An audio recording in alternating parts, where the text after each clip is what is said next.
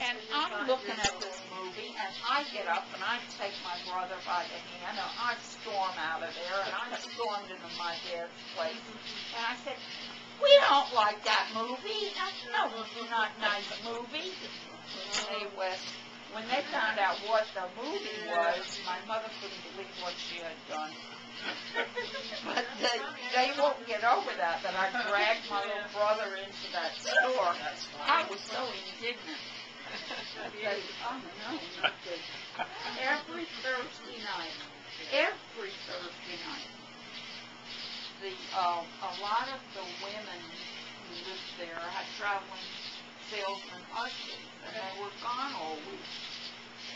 So every Thursday night, the mothers would bring the children to this particular, it was a cafeteria, and it was like a self-serve cafeteria. So the mothers would feed all the little children with practically nothing.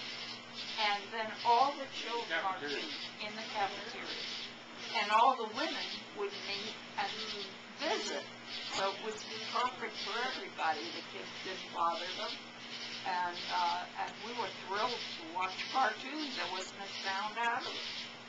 And that was every Thursday at dawn. That was the routine in Charlotte. It was a very small town. What are you doing? Station in New Orleans, and I was supposed to meet her under the clock in Astor Hotel. No, this is New Orleans.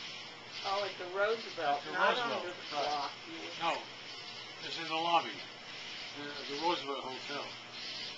And I was shopping around, and I went up, showered, and I lied down, and I fell asleep.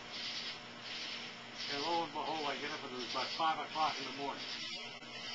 And I couldn't, of course, and I was so ashamed I couldn't call her, you know. So I went back home. Went back anyhow to my base camp, because I was just there on a 3-day fast. And so I didn't see her for the longest time. What years were you in the Army? It was World War II, and 41 to 45, he was probably in the service. Yeah, that's right. What America had. Right. And so now, I'm out of the Army, and I called her, finally discovered where she lived. She lived in Forest Hill. And so I said, well, let's meet again. So where will we meet?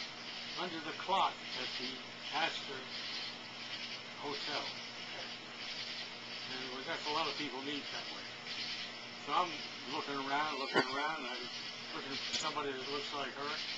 Well, I was platinum blonde when you met me in New Orleans. And she says, and we were walking past each other.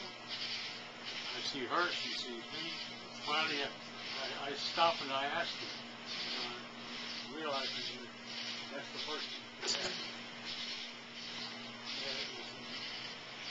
was really something. Says, are you Harriet? I said, are you Arthur? Funny. I didn't remember then that he had stood me up. I was going to say, because you gave him a second shot. Oh, boy. But, of course, I had a good excuse. I was in the Army.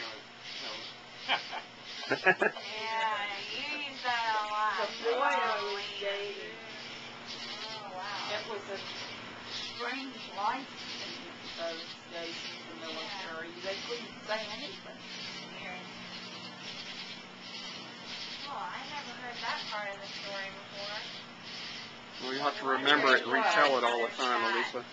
Huh? You'll have to remember it and retell it. Yeah. So I didn't get all of it. Alright. So it's up to you, okay? Okay. And then for somehow I got with her, and she was living in Forest Hills with her parents.